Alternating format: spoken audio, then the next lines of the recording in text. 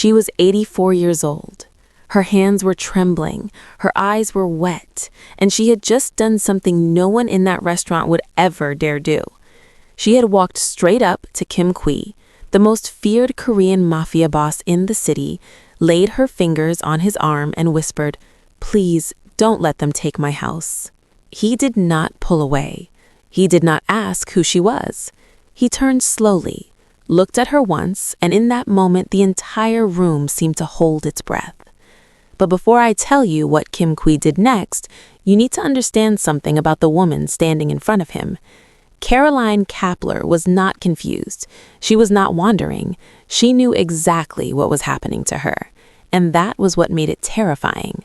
Someone had been moving quietly through her life for months, not with a weapon, with forms, appointments, smiles, legal language, family concern worn like a costume. The people trying to take her house were not strangers. One of them shared her name. And somewhere right now, an elderly woman is being pressured to sign away pieces of her life because the person across from her sounds respectable enough to trust. What happened after Carolyne touched Kim Kui's arm was the moment a dangerous man realized an old woman was about to lose more than a house. She was about to lose her voice, and he decided not to let that happen. Before we continue, I always love seeing where everyone is watching from. Drop your city and state in the comments so we can see how far this story travels. Now let me tell you about the man the whole room was afraid to interrupt. The restaurant had the kind of quiet that didn't come from emptiness, but from control. Conversation stayed low. Glasses touched the table without sound, and even the staff moved with the careful awareness that someone important was in the room. It wasn't written anywhere, but everyone felt it the moment they walked in. This was a place where people with money came to pretend they were ordinary, and where the ordinary learned very quickly not to ask questions. At the far end of the dining room, near the glass wall that looked out onto the dark street, sat Kim Kui. He wasn't surrounded by noise. He didn't need to be. Power had a way of clearing space without asking. The table beside him was empty, even though the restaurant was nearly full, and the waiter who had served him earlier kept a respectful distance now, watching from the corner of his eye as if waiting for a signal that never came. Kim Kui sat with his back straight but relaxed, one arm resting lightly on the table, the other near a glass he hadn't touched in several minutes. His suit was dark, expensive in the quiet way that didn't show logos or shine. The white shirt beneath it was open at the collar, no tie, nothing forced. He looked like a man who had nothing to prove to anyone in the room, and because of that, no one tried to prove anything to him either. People knew who he was, even if they pretended not to. A couple at the next table spoke in whispers until they realized their voices were carrying, then lowered them even more. A man in a tailored coat who had been laughing loudly near the bar suddenly found something on his phone worth studying in silence. Even the manager, who greeted every guest with the same polished smile, only nodded once when his eyes passed over Kim's table, careful not to linger. Behind the glass door near the entrance stood two men in dark suits. They had been there since before the first dinner reservation, and they hadn't moved more than a step in either direction. Their faces were blurred by the reflection of the lights inside, but their posture said enough. Hands folded in front, shoulders squared, eyes scanning without looking like they were scanning at all. Anyone who noticed them understood without needing to be told. They weren't customers, they weren't staff. They were there because the man inside mattered enough to require them. Kim Kui didn't look at them. He didn't need to. He lifted his chopsticks, paused halfway to the bowl in front of him, and set them down again as if he had forgotten why he picked them up in the first place. His gaze moved slowly across the room, not searching, not curious, just aware. The kind of awareness that came from years of living in places where not noticing something could cost you more than money. For a moment, his eyes rested on the glass door, then drifted back toward the center of the room. Nothing about his expression changed, but the stillness around him seemed to settle even deeper, like the air itself was waiting for something to happen. And then the door opened, and the old woman stepped inside. The door closed behind her with the soft click that most people in the room never noticed. The sound was too small to compete with the low murmur of conversation and the quiet clink of glass against porcelain. But the woman who had just stepped inside felt it, as if the whole restaurant had turned to look at her at once. Carolyne Kappler stood just past the entrance, one hand still resting on the strap of her handbag, the other pressed lightly against the front of her coat, as if to steady herself. The brown wool fabric hung loosely around her thin shoulders, old-fashioned and worn in the way clothes become when they have lasted longer than the years they were meant for. A pale sweater showed at the collar, its edges soft from too many winters. Nothing about her looked expensive. Nothing about her looked like she belonged in a place like this. Her hair was short and gray, the tight curls slightly frizzy, as though she had tried to smooth them before leaving the house, but her hands hadn't stayed steady long enough to finish. The lines on her face were deep and honest, the kind carved by time and worry rather than anger. Her eyes moved slowly across the room, not searching for a table, not looking for a server, but trying to find one person among many without drawing attention to herself. For a moment, she didn't move. People passed behind her. A waiter carrying a tray slipped by with practiced grace. Somewhere near the bar, someone laughed too loudly and then caught themselves, the sound fading quickly into the careful quiet the room preferred. No one stopped her. No one asked if she needed help. She looked like the kind of woman who might be waiting for someone younger, someone who had stepped out to park the car or make a phone call. But Carolyne wasn't waiting. Her fingers tightened around the strap of her handbag, knuckles pale against the deep brown of her skin. She took a breath that didn't seem to go all the way in, then let it out slowly, as if she were reminding herself why she had come at all. Across the room, near the glass wall, Kim Kui sat exactly where he had been a moment before, unmoving, the space around him as clear as if it had been measured that way on purpose. Carolyne saw him. She didn't hesitate after that. Her steps were small, careful, the kind people take when they are afraid of slipping even on solid ground. The floor beneath her shoes felt too smooth, the lights too bright, the air too warm. Every table she passed felt like a question she didn't want to answer. Every glance she imagined someone giving her felt like a warning telling her to turn around while she still could. Halfway across the room, she slowed. Not because she had changed her mind, but because the closer she came, the more impossible it felt that she was about to do what she had come here to do. No one walked up to a man like that. No one interrupted him in the middle of his meal. No one reached for his arm like they knew him. Her fingers trembled, and she pressed it briefly against her coat again, as if trying to hold herself together long enough to take the last few steps. Kim Kui didn't look up. Not yet. Carolyne stopped beside his table, close enough now to see the reflection of the lights in the glass behind him, close enough to notice the two men standing beyond the door, still and watchful like shadows that had learned how to stand upright. For a second, her courage almost broke. Her lips parted, but no sound came out. Her eyes shone, not with confusion, not with age, but with the kind of fear that came from knowing exactly what would happen if she walked away. Slowly, carefully, as if she understood she might never get another chance, Carolyne reached out and laid her hand on his sleeve. Her fingers curled slightly into the fabric of his jacket, holding on just enough to make sure he felt it. And the moment she touched him, the air in the room seemed to stop moving. Kim Kui felt the weight of her hand before he saw her face. The touch was light, uncertain, but it did something no one in that room would ever risk doing. It crossed the invisible line around him, the space people respected without being told to. His eyes moved slowly to the fingers gripping his sleeve, then up to the woman standing beside the table.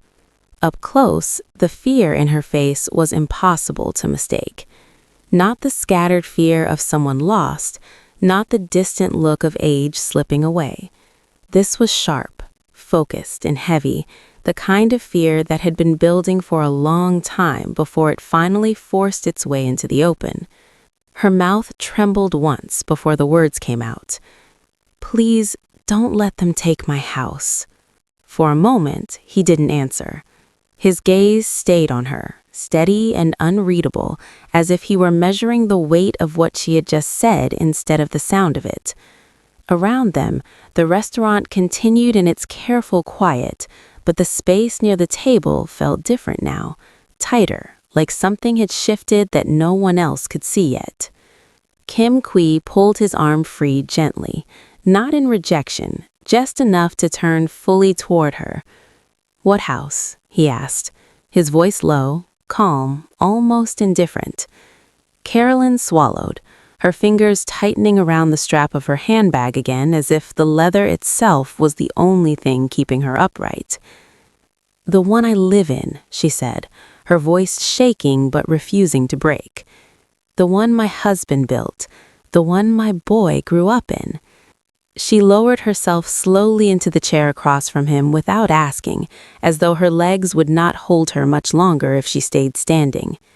For a second, she kept her eyes on the table, staring at the polished wood like she was looking at something far older than the room around her. "My husband, Elias, he worked 32 years at the same place," she said quietly. "Didn't miss a day unless he was sick enough they made him stay home. Every check, every extra hour, every bit of it went into that house, not because it was big, because it was ours." Her hands moved slightly as she spoke, thin fingers tracing the edge of the table without noticing she was doing it.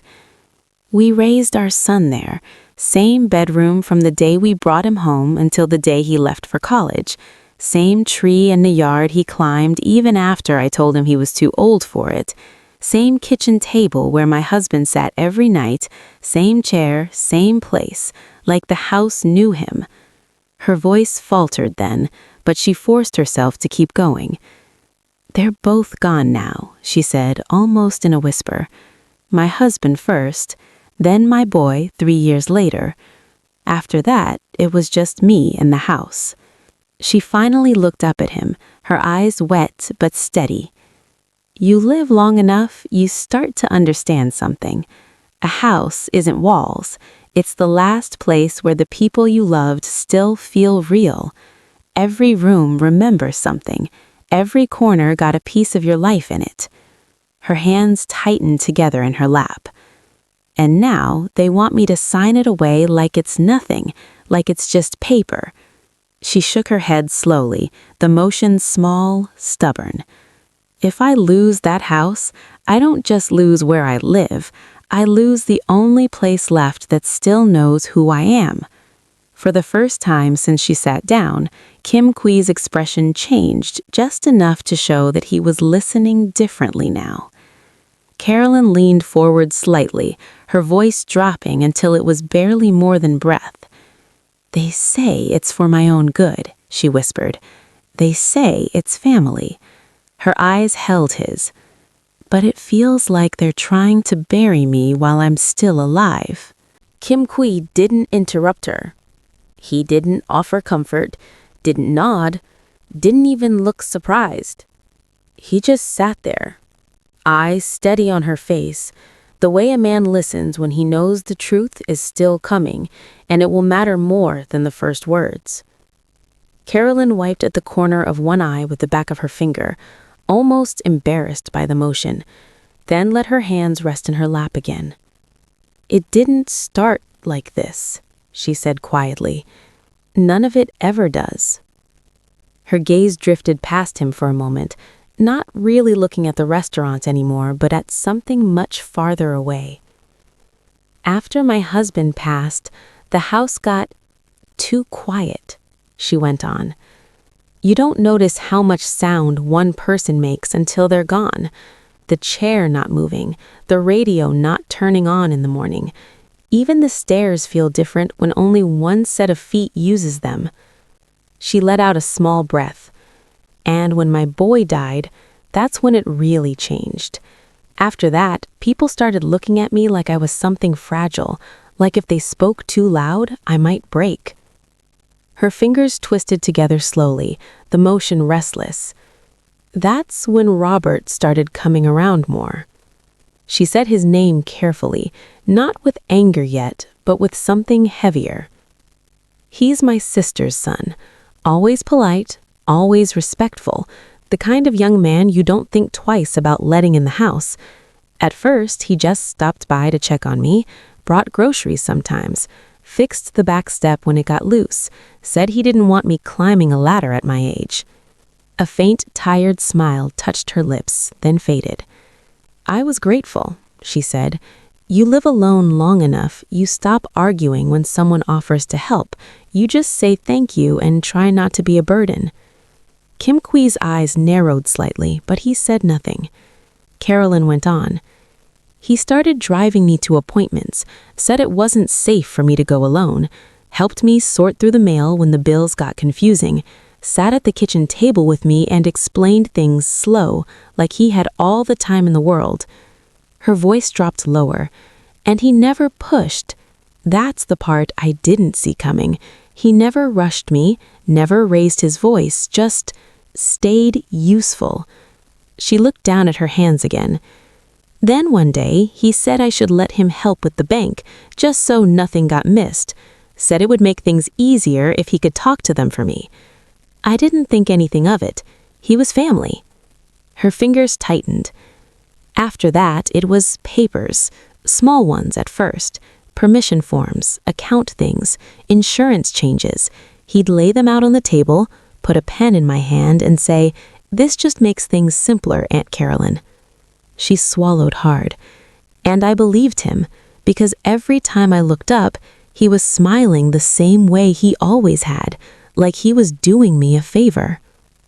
Her eyes lifted to Kim Kwee again, the fear in them sharper now, more certain. It happened so slow I didn't feel it turning, not until the day I realized he wasn't helping me anymore. Her voice dropped to almost nothing. He was arranging things so I wouldn't have a say at all. Kim Kwee's gaze didn't leave her face, but something in his posture shifted. The smallest change, like a man settling deeper into a conversation he already knew was going to end badly for someone. He reached for the glass in front of him, lifted it halfway, then set it back down without drinking. "What made you realize?" he asked quietly. Carolyne let out a breath that sounded like it had been sitting in her chest for weeks. "It was the papers," she said. "There were always papers, but one day they stopped looking the same." Her fingers moved again, rubbing slowly against each other as if she could still feel the texture of the pages. At first, it was simple things, bank forms, insurance changes, permission slips so Robert could talk to people for me. He'd sit at the table, lay everything out neat, explain every line like he had done it 100 times before. She shook her head faintly. And I believed him, because nothing bad ever happened right away. The lights stayed on, the bills got paid, the house was still mine, so when the next paper came, I signed that too. Her voice grew tighter. Then he said I should meet his lawyer, said it was just to make sure everything was in order, said it was smart, at my age, to have someone who understood these things. Kim Kwee's eyes flickered once, almost too fast to notice. "What lawyer?" he asked quietly. "Severin Vale," she answered, the name coming out slowly, like it still felt wrong in her mouth. Tall man, always smiling, wore those glasses with the thin frames, talked like he was explaining something to a child, but trying to make it sound polite. Her gaze dropped to the table. At first, it was simple things, bank forms, insurance changes, permission slips so Robert could talk to people for me. He'd sit at the table, lay everything out neat, explain every line like he had done it 100 times before. She shook her head faintly. And I believed him, because nothing bad ever happened right away. The lights stayed on, the bills got paid, the house was still mine, so when the next paper came, I signed that too. Her voice grew tighter. Then he said I should meet his lawyer, said it was just to make sure everything was in order, said it was smart, at my age, to have someone who understood these things. Kim Clyde's eyes flickered once, almost too fast to notice. "What lawyer?" What lawyer? he asked quietly.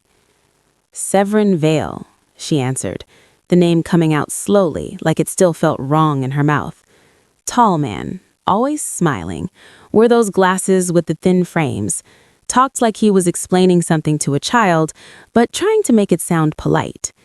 Her gaze dropped to the table. He never said anything that sounded dangerous. That's the part that scared me later. Everything was about protection, making sure no one could take advantage of me, making sure my property was safe, making sure decisions could be made quickly if I ever got sick. She let out a small, bitter breath. I didn't notice that every time he talked about protecting me, he was also talking about giving someone else permission to decide things for me. Kim Kwai leaned back slightly, his eyes narrowing in thought. "What doctor?" he asked quietly. Carolyne looked up at him, surprised he had asked that. "You know about that part too?" she said softly. His expression didn't change. "Tell me." She nodded once. "Robert said it was routine, said at my age it was normal to have a checkup, just to keep everything on record. The doctor's name was Alaric Voss. Nice office, quiet. He asked me questions, had me repeat numbers, remember words, things like that." Her hands tightened in her lap. "I didn't think anything of it until I saw the report later. Words I never heard him say while I was sitting there. Possible decline, needs supervision, recommend oversight." Her voice trembled now, not from confusion, but from anger she hadn't let herself feel until recently. That's when I started reading the papers before I signed them, really reading them. She looked straight at Kim Kwai. And that's when I saw my house wasn't just my house anymore. It was being moved, quietly, one signature at a time. The room around them seemed to fade as she spoke, her voice the only thing left in the space between them. "Kim called me yesterday, said we should have lunch today, said Mr. Vale would be there too, told me we just had a few final things to go over, nothing complicated." Her lips pressed together. But the way he said it didn't sound like help anymore. She leaned forward slightly, her eyes locked on his. It sounded like the last step. A pause. Then, very quietly, "They're coming here." Kim Kwai did not react when she said it. He didn't look toward the door. He didn't ask how long they would take to arrive. He just sat there, his fingers resting lightly against the table, his eyes fixed on Carolyne as if the rest of the restaurant no longer existed. "They're coming here," he repeated, his voice low, almost thoughtful. Carolyne nodded once. The movement was small, careful, like even that much certainty took effort. "He said this was easier," she murmured, "said it was a nice place, said we could talk without being rushed." Kim's gaze shifted slightly, not to the door, not yet, but to the reflection in the glass behind her. The two men outside were still there, silhouettes against the streetlight, unmoving. Nothing in the room looked different, but the air felt tighter, like something had already begun and no one else knew it. "How long?" he asked. "He said noon," she answered. "Robert is never early. Mr. Vale, he likes to be exactly on time." Kim glanced at the clock on the wall without turning his head fully. The second hand moved with quiet precision. "They'll be here soon." Carolyne's fingers tightened around her handbag again, the leather creasing softly under her grip. "I shouldn't have come," she said, the words barely louder than a breath. "I told myself that on the way here, told myself I was being foolish, that you wouldn't even listen, that I had no right to ask a stranger for something like this." Kim's eyes came back to her face. "You came anyway," he said. She let out a shaky laugh that didn't carry any humor. When you're about to lose everything, pride stops feeling important. For a moment, neither of them spoke. A waiter passed by, slowing just enough to glance at the table before moving on again. At another table, someone dropped a fork, the sound sharp against the quiet, then quickly apologized. The restaurant kept moving, but the space around them felt sealed off, like a conversation happening behind glass. Kim leaned back slightly in his chair, studying her the way he might study a contract before signing it. You read the papers. You know what they're trying to do. Yes. You know your nephew was part of it. Her jaw tightened, but she nodded. Yes. You know the lawyer won't stop just because you ask him to. Another nod. Yes. He was silent for a moment longer, then asked the question without changing his tone. So why come to me? Carolyne looked at him as if the answer should have been obvious, then seemed to realize it wasn't. Because everyone else already decided I was too old to fight them, she said quietly. Because Robert thinks I'll sign whatever he puts in front of me if he talks slow enough. Because that lawyer looks at me like I'm already paperwork. Her eyes held his, steady despite the fear in them. And because you don't look like a man who lets people take things from him. The corner of Kim's mouth moved almost imperceptibly, not quite a smile, not quite anything at all. He turned then, slowly, his gaze finally going to the door.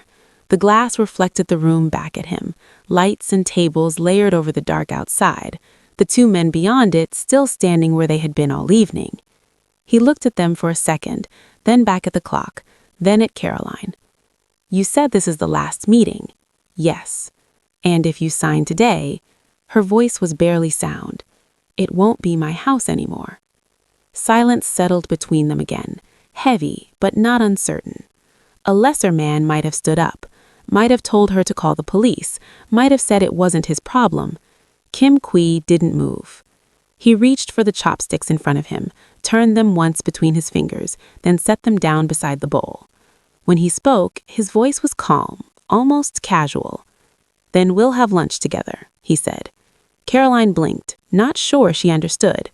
He looked at her once more, eyes steady, decision already made. And when they arrive, he added quietly, they can sit with us. The door opened exactly at noon. Carolyne saw the reflection first in the glass behind Kim Kui before she heard the soft movement of the hostess greeting someone at the entrance. Her fingers tightened around the strap of her handbag without her realizing it, the leather creaking faintly under the pressure. She didn't turn right away. She didn't need to. She already knew who it was. Kim noticed the change in her breathing before he looked up. Two men stepped inside, both dressed for the kind of lunch where people talked about money without ever saying the word out loud. Robert Kappler walked slightly ahead, his posture relaxed, his smile easy, the same smile Carolyne had trusted for years. Behind him came Severin Vale, taller, thinner, his expression polite in the way that never showed what he was thinking. His glasses caught the light as he scanned the room once, quick and practiced, like a man who measured every space before entering it. Robert spotted Carolyne almost immediately. For half a second, his face showed nothing but the warm familiarity he always wore around her. Then his eyes moved to the chair beside her, and the smiles stopped growing. He slowed his steps, not enough for anyone else to notice, but enough for the rhythm to break. Severin followed his gaze, and the moment his eyes landed on Kim Kui, something small but important changed in his posture. Not fear, not yet, just calculation, moving faster than before. They approached the table together. Aunt Carolyne, Robert said, his voice smooth, controlled, the same gentle tone he used whenever he wanted to sound patient. I hope we didn't keep you waiting. Carolyne didn't answer right away. She kept her eyes on the table for a moment, then lifted her head slowly. No, she said, I just got here. Robert nodded, then looked at Kim again, the smile returning but tighter now, like it had been adjusted instead of felt. I didn't realize you had company, he said. Kim didn't stand. He didn't offer his hand. He didn't even move the glass in front of him. Carolyne spoke before the silence could stretch any further. This is Kim, she said quietly. He's having lunch with me. Robert's smile flickered once, then settled again. Well, he said, pulling out the chair across from her, the more the merrier, I suppose. Severin followed his gaze, and the moment his eyes landed on Kim Kui, something small but important changed in his posture. Not fear, not yet, just calculation, moving faster than before. They approached the table together. The waiter appeared almost instantly, as if he had been waiting for this exact moment. "Will you be dining with us today, sir?" he asked. "Yes," Robert said, not looking away from Caroline. "We won't take long." The waiter nodded and stepped back, leaving the four of them in a pocket of silence that felt separate from the rest of the room. Severin opened the folder slowly, turning it so the papers inside faced Caroline. "Just a few final things to review," he said, his voice calm, professional, reassuring. "Nothing complicated. We went over most of this already." Caroline didn't reach for the pages. Kim did. He slid the top sheet toward himself without asking, his fingers resting lightly on the corner as his eyes moved across the lines, reading without hurry, without expression. No one spoke. Robert shifted in his chair, the first sign of discomfort he hadn't managed to hide. Severin watched Kim read for a few seconds, then leaned back slightly, folding his hands. "You are?" the lawyer asked. Kim didn't look up. "Eating lunch," he said. Another page turned. The paper made a soft sound against the table, but in the silence it felt louder than it should have. Robert's smile faded another fraction. Severin's eyes narrowed just enough to notice, and Caroline, sitting between them, felt something she hadn't felt in weeks. For the first time since the papers had started appearing on her kitchen table, the balance at the table was no longer tilted against her. Kim turned another page, then another, his eyes moving steadily across the lines as if he had all the time in the world. He didn't rush, didn't skim, didn't react. The only sound at the table was the soft slide of paper against wood and the faint clink of glass somewhere behind them. Robert shifted in his chair again, the movement small but restless. "It's all standard," he said lightly, "just updates. We talked about most of it already." Kim didn't answer. He reached the bottom of the page, paused, then lifted the next sheet from the stack. His thumb held the corner in place while he read, his expression unchanged, but the stillness around him grew heavier with every second. Severin cleared his throat softly. "If there's something you'd like clarified," the lawyer said, his voice smooth, "I'd be happy to explain. These documents are written in legal language. They can sound more complicated than they really are." Kim looked up then, not at Severin, but at Caroline. "You read this part?" he asked quietly, tapping the page once. Caroline leaned forward, her eyes struggling to focus on the lines she had already seen too many times. "I tried," she said. "I didn't understand all of it." Kim nodded slightly, then turned the paper so it faced her more clearly. "This paragraph," he said. "Here." His finger rested on a block of text halfway down the page. "Authority to initiate temporary residential supervision in the event of cognitive decline or failure to comply with recommended care." Caroline's lips parted, but no sound came out. Severin spoke quickly, the smile returning to his face like it had never left. "That's only a precaution," he said, "very common at her age. It just allows family to step in if she ever needs assistance. It protects her." Kim's eyes moved to him, calm, unreadable. "From what?" he asked. Severin hesitated for half a second, then answered, "From being taken advantage of." Kim let the silence sit there, then turned another page. "And this," he said, his voice just as quiet, "transfer of financial oversight pending medical review." Robert leaned forward now, his patience thinning. "That's just in case something happens," he said. "We don't want her struggling to manage everything alone." Kim didn't look at him. "And this," he went on, turning one more page, "petition for emergency guardianship if licensed physician confirms diminished capacity." The words seemed to hang in the air longer than they should have. Caroline stared at the paper, her hands gripping the edge of the table so tightly her knuckles darkened. That's the doctor," she whispered. "The one Robert took me to." Kim nodded once. "Alaric Voss," he said. Severin's smile disappeared completely this time. Robert froze. For the first time since they sat down, both of them looked at Kim like they were seeing him clearly. "You know the name," Severin said carefully. Kim closed the folder, his hand resting on top of it. "I know more than the name." No one spoke. The restaurant noise seemed far away now, like it belonged to another room. Kim leaned back slightly, his gaze moving from Severin to Robert, then back again. You build the file, doctor writes the report, lawyer prepares the petition, family signs the request, court approves emergency oversight. Property moves before anyone asks why. Robert's jaw tightened. That's not what this is, he said. Kim's eyes settled on him, steady and cold. No, he asked. Robert held his gaze for a moment, then looked away first. Carolyne's breathing had grown shallow, her eyes moving between the papers and Robert's face as if she were finally seeing something she had refused to see before. You told me it was to help, she said, her voice shaking. You said it was so I wouldn't have to worry anymore. I am trying to help you. You can't keep living alone in that house like nothing's changed. You need someone to handle things. You need someone who knows what they're doing. Her eyes filled, but she didn't look away. You mean you? She whispered. Robert didn't answer. Kim tapped the folder once with his finger. This wasn't help, he said quietly. This was preparation. He pushed the papers back across the table, stopping them in front of Robert. And you came here today to finish it. Silence fell hard as if the room had tilted.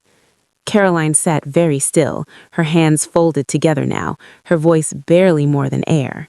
You were going to take the house, she said. Robert didn't smile anymore, and for the first time since she'd known him, he didn't try to. No one spoke for several seconds after the papers stopped moving. Robert sat rigid in his chair, his hands flat on the table, as if he could hold the situation in place by force alone. Severin Vale closed the folders slowly, his fingers careful, controlled, but the confidence he had walked in with was gone.